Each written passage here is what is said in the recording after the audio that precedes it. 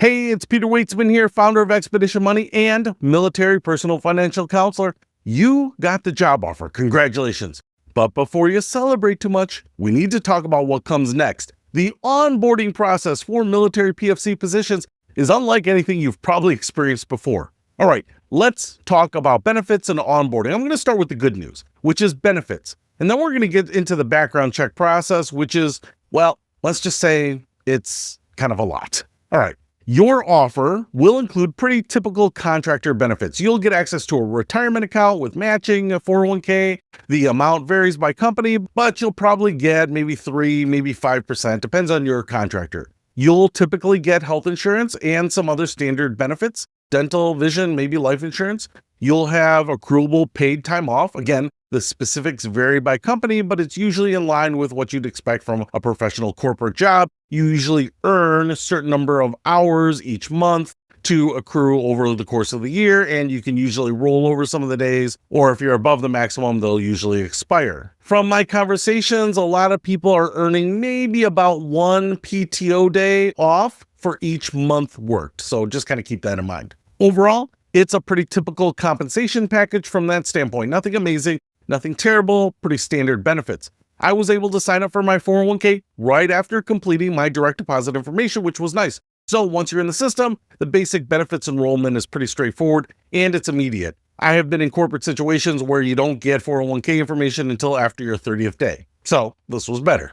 After you accept the offer, you'll be contacted by HR. And here's where things get a little confusing. You might be contacted by your company's HR or the subcontractor's HR if you're in one of those arrangements, or even the Department of Defense's entities. It's a bit of a whirlwind, and you're going to get emails from multiple people, multiple systems, multiple platforms. Just stay organized and respond to everything promptly. You'll get fingerprinting instructions. You'll need to go get fingerprinted at an approved location. Most of these are retail locations that have a fingerprinting machine, and you just need to go and have your identity verified. Sometimes I've heard that it could be at a police station. I think it's when you don't have these private fingerprinting services available. It just kind of depends on where you are. You'll upload scans of your IDs, your driver's license, passport if you have one, social security card. Make sure these are clear, legible scans. They will usually be uploaded through some sort of secured portal, so it's not something you're just going to email around. Blurry photos from your phone usually aren't going to cut it. You're going to have to use a flatbed scanner, which is on most home printers.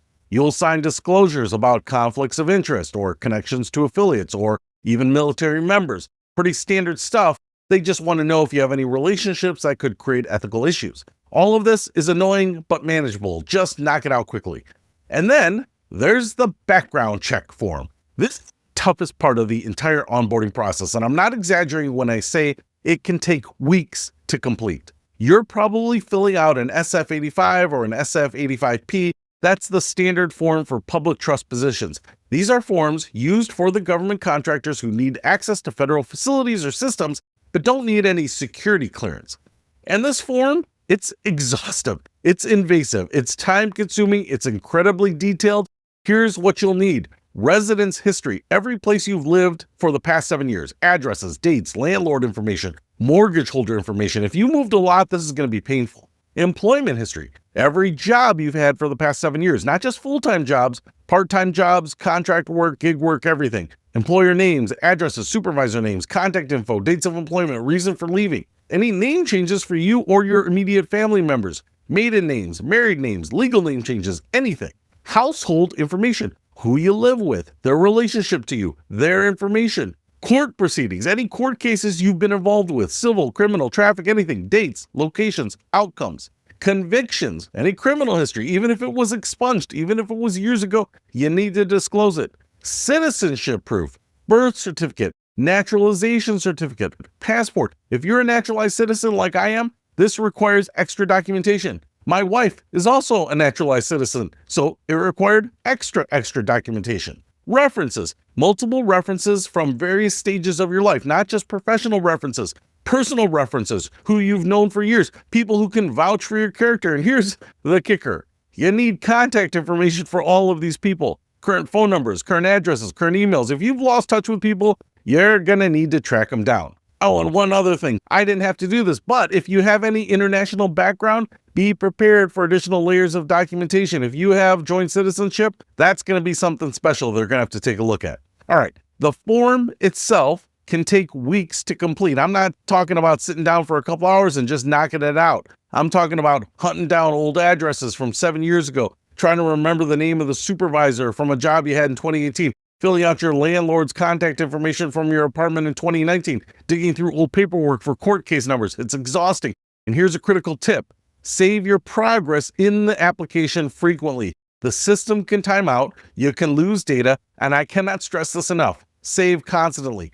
I probably spent 10 to 15 hours total on this form, spread out over several days, because I'd work on it for an hour, realize I need to track down something specific, take a break, come back to it, work on it some more. There were multiple times I had to call my parents to get details about something that I just couldn't remember. Delays in completing this background check can push back your start date. They can't bring you on until your background check is at least initiated, and they can't initiate it until you submit a completed form. So if you're dragging your feet on this, or if you're waiting to get information from people, your start date is probably going to get pushed back. Be flexible, be patient. This process is far more intensive and slower than other jobs. In most jobs, a background check is a couple of days, maybe a week. This is the federal government background investigation. It's a completely different beast. Expect it to take much longer than a week or two. The investigation itself, once your form is submitted, can take weeks or even months to complete depending on how complex your background is.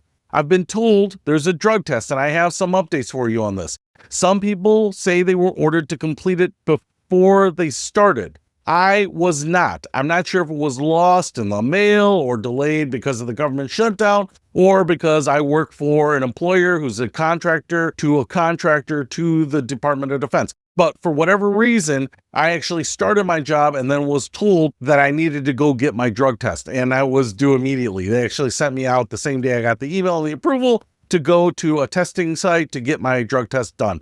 In total duration, it took a few hours to sit in the waiting room to get the screening done, which is really just a urine test, and then you can go back to work. But you got to be prepared to do it. So assume you'll need a drug screening at some point, probably before you start working, but in some cases it might be after your start date. Just be ready for it. I wish someone had told me to start gathering information before I got the background check link. If you know you're going to accept the job, start making a list right now. Every address for the past 7 years, every job for the past 7 years, supervisor names and contact info, references, who you've known at different life stages.